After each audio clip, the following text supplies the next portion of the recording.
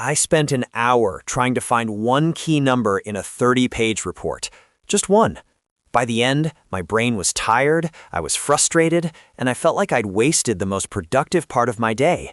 I keep hearing that AI is supposed to save us time. But how? How does it actually do that? The problem isn't that you don't know the right AI command. The problem is that most of us are using it like a better search engine. We ask it for answers. We should be asking it to do work. But asking for answers is what saves time. Finding information faster. Isn't that the point? That sounds logical, but finding information is only a small part of our work. The real time is lost in processing that information, summarizing it, brainstorming with it, planning based on it. We're using a powerful assistant to do simple searches, when we should be using it to handle complex workflows. Workflows. Okay, so you're talking about a process, not just a single question and answer. Exactly. Let's start with that report. Most people would upload it and ask the AI, summarize this document. That's the first thing I thought of doing, but I didn't because I was worried the summary would miss the one detail I needed.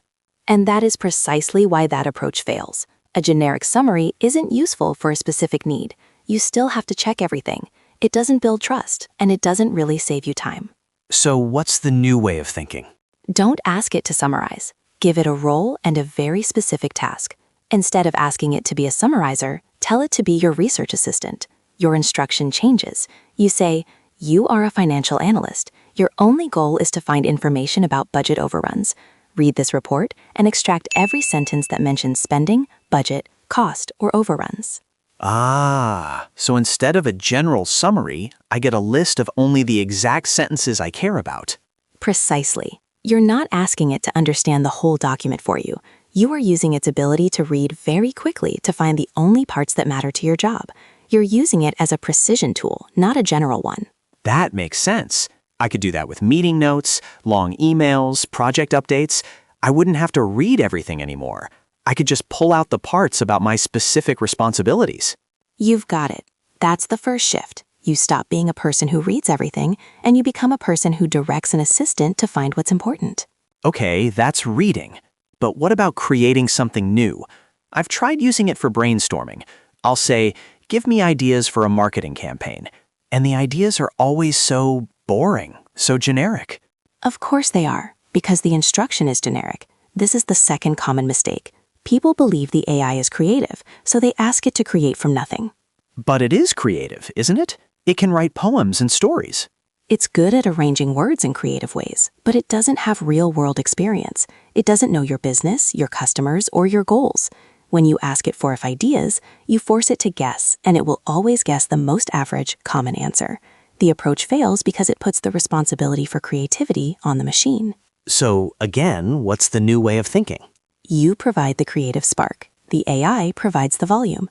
Your job is to give it a strong, specific starting point and then ask it to generate multiple variations. Give me an example. Let's say you're a marketing manager. Instead of give me ideas for a marketing campaign, you provide the core concept. You say, my key marketing message is, our software gives you back 1 hour every day.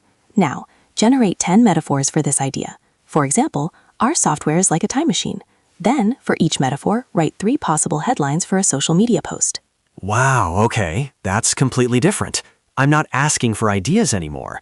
I'm giving it one idea and asking it to expand it, to explore it in different directions.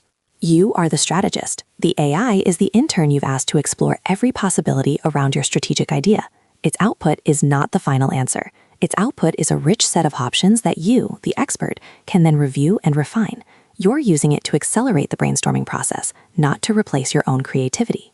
So for reading, I tell it to extract specific information. For creating, I give it a core idea and tell it to generate variations. What about something bigger, like planning a whole project? That feels too complex to give to an AI. It is if you ask it the wrong way.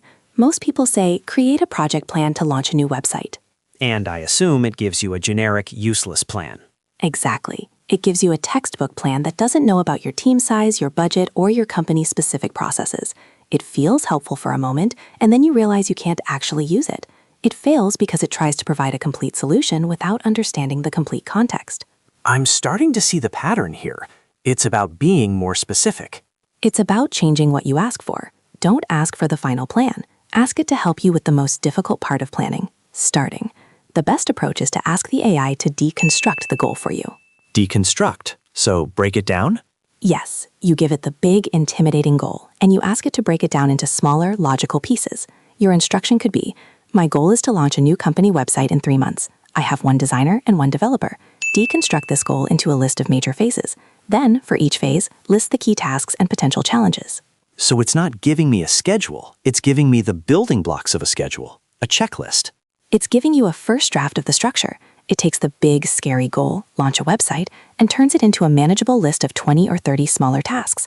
That process alone can take a human project manager hours. The AI does it in seconds. Then your job as the manager is to take that list, remove what's irrelevant, add what's missing, and put it into a real timeline. That makes the blank page less scary. It does the initial thinking, the structural work. It helps you organize your thoughts. That's the new way of thinking. The AI is not your project manager. It is your planning assistant. Its job is to structure the problem so that you can solve it more effectively. This all sounds great, it really does. But if this is true, why do so many smart people I know try this and then stop? The AI's output is never perfect. I'll still have to spend time editing it. And what if it makes a mistake? It feels risky to delegate something important. The resistance you're feeling is the most important obstacle. We believe that if the output isn't perfect, the tool has failed. We think it's just faster to do it myself. Yes, exactly that. If I have to check and rewrite everything, what's the point? The point is not to get a perfect final product. The point is to get a fantastic first draft. Think of the AI as an accelerant. An accelerant. It speeds things up. Yes, it doesn't do the driving for you, but it makes the car go faster. Getting a project from 0% complete to 70% complete is the slowest, hardest part. It's the brainstorming, the structuring, the research. An AI can take you from 0 to 70 in seconds. Your job is the final 30%. The editing, the refining, adding my own expertise, the human part. Exactly, the human part. Your value isn't in writing a list of generic tasks for a project plan. Your value is in knowing which tasks are critical and which are not. Your value isn't in writing 10 versions of a headline. It's in choosing the one that will truly connect with a customer. We're not trying to automate our jobs. We're trying to automate the least valuable parts of our jobs to free up time for the most valuable parts. So, I'm not trying to get the AI to do my job for me. I'm using it to get past the blank page, to do the boring, repetitive parts so I can focus on the important, strategic thinking. Now you're thinking like a manager, not just a user. You're managing a resource, and when you combine these ideas, you create a new workflow. A workflow. So I could use these techniques together.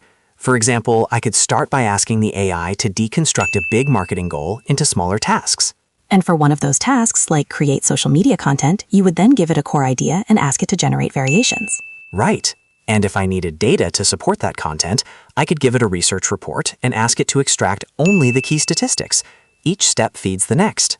And the whole process is an accelerant. It doesn't replace your judgment. It enhances your speed and your capacity to handle complex work. You're building a system for your thinking. The real skill isn't knowing the perfect prompt, it's knowing what to delegate. It's about deciding what work is worth my time. And what thinking is worth your focus.